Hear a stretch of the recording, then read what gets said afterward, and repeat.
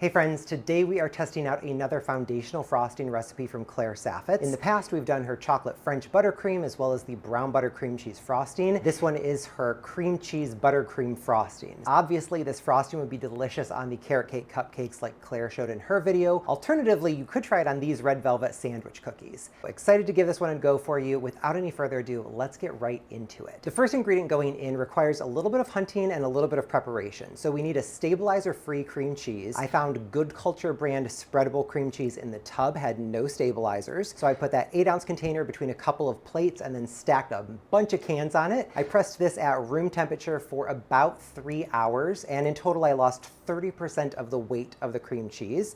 So this is what it looks like. It's super thick, it looks a little bit dry, kind of gross looking to be honest, but this is exactly what we need so that all the water in the cream cheese doesn't mess up the recipe. So I'm gonna pop this in the bowl of our stand mixer here. Then using your paddle attachment, we're gonna beat this for a couple minutes to get it smoothed out so that it's willing to accept all the butter we need to mix in with it. And I'm just gonna start off over low speed and then I'll crank it up to medium.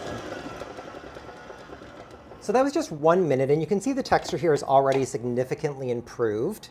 Just gonna scrape off the scraper beater real quick and we'll run this around the edge of the bowl as well. Now that that cream cheese is kind of re-normalized, we're gonna mix it over medium speed while slowly adding in our room temperature butter. So that was 3 minutes to incorporate the butter into the cream cheese. It looks mostly homogeneous. I'm just gonna do one quick safety scrape and then we'll do a final beat before we're done. But already you can see, look at that texture, it's super light. We'll just give this a quick 30 seconds to get all those scraped bits reincorporated. So this looks nice and creamy. We can set this into a separate bowl, get cleaned up, and then move on to the next step. I've got the bowl of the stand mixer washed and rinsed with vinegar, so it's completely fat-free, and now we can move on to making the meringue portion of this frosting. I'm gonna pop our bowl over a pan over a low simmer. In go our egg whites, along with the granulated sugar and our kosher salt and cream of tartar. Over a medium-low simmer, I'm gonna continually stir this for about 10 minutes until that sugar is fully dissolved. And it's been 6 minutes. You can see that the texture here is a little bit full-bodied. There's lots of little micro bubbles and it's kind of gone an opaque white color. I'm no longer feeling grittiness as I stir this. I'm gonna check with my fingers and see if I feel anything. That feels totally smooth, so that's a good sign. If you are concerned about pasteurization and food safety, you can use an instant-read thermometer to guarantee that you're hitting 160 Fahrenheit to pasteurize the eggs. We haven't quite gotten there yet, so I'm gonna let this go for a couple minutes longer. 3 minutes later. So we've hit 160 degrees, we are done and we can get this off the heat. All right, so we've got the hot mixture back on the stand mixer with our grease-free whisk attachment. We're gonna beat this until it's room temperature and we've reached stiff peaks. I'm gonna start off over a medium speed and work my way up to high. And after 2 minutes on medium, we're going up to medium-high. After 4 minutes, it's turning a little bit whiter.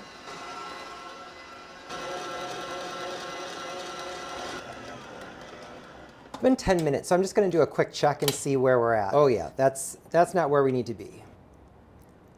I would not call that a stiff peak. It's stiffer, but I'd call that still a medium peak.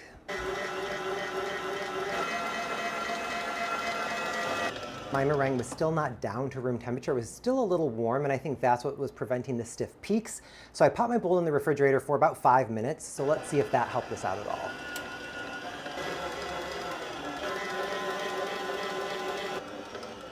One eternity later. This is the state of our meringue. Despite chilling everything down, it is still not getting up to a stiff peak. My new hypothesis is that pasteurizing the egg whites is preventing them from reaching stiff peaks. There might be some grounding in reality to this because those cartons of egg whites are pasteurized and those cannot reach stiff peaks. I have tried numerous times and it doesn't work. If you learned something from my mistake with the egg whites, let me know in the comments down below. So I'm gonna clean this up. I'm gonna redo the eggs and sugar business, but I'm not gonna pasteurize. I'm just gonna go until the sugar is dissolved and let's see what happens. All right, so here we are, take number 2.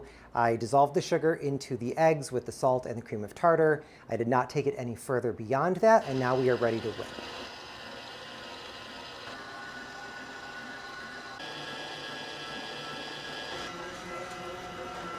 So we've been going for 8.5 minutes so far. The texture is completely different than the first time we did this, so I am optimistic about the future. This does need more time though.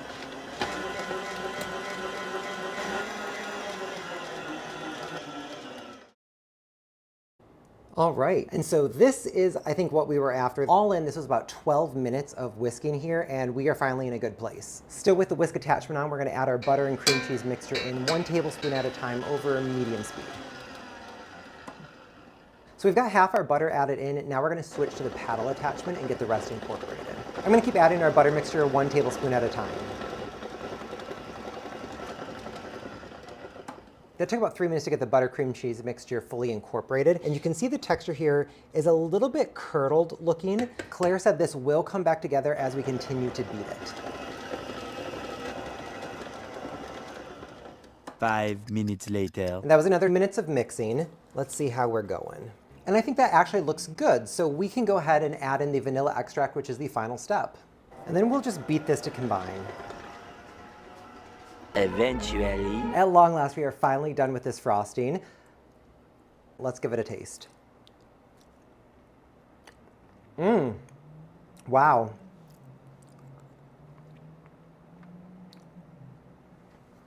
So as annoyed as I was with the pasteurized egg white kerfluffle, this is the best frosting I've ever had. It's got that great tang from a cream cheese frosting, but it is so light and airy. It's got none of that like sticky mouthfeel like cream cheese frosting does, where it's just too heavy on your palate. This is phenomenal. The texture is just so buttery smooth. And this is gonna be amazing on those cream cheese cupcakes and absolutely as a filling for my red velvet sandwich cookies. I really hope you enjoyed this week's video. If you learned something today, please let me know in the comments below and don't forget to like and subscribe. Thank you so much for watching. I'll see you next time.